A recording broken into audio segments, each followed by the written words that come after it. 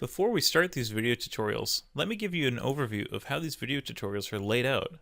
There's the project overview section, that'd be the one you're currently watching, in which I'll give you a quick run through of the project and where you can find some more tutorials. I will also run you through the workflow that we will go through to create this comic strip for our English and Language Arts class. After this project overview, there will be 4 sections, each section about creating a specific part or process of our comic strip.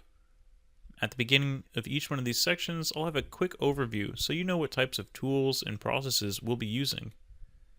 After every section is completed, I recommend that you save your work. If you've never used Sketchbook, or if you're looking for some tips and tricks, you should check out Sketchbook's tutorials section. These can be found at sketchbook.com, and then click on Tutorials. There are a couple of versions of Sketchbook and many online tutorials of varying experience for each version. Just scroll through and find one that suits you.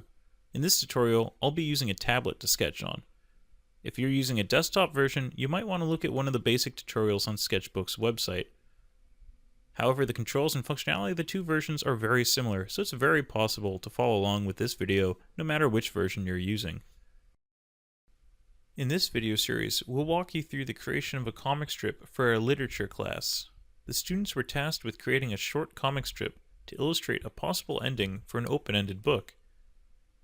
This tutorial shows how we can use digital photography in Autodesk Sketchbook to expedite this process to make it more accessible even to those who are less artistically inclined, such as myself.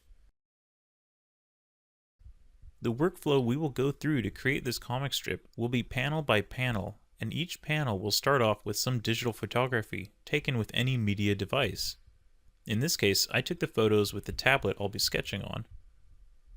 We'll then add extra images and manipulate them to create a quick composite.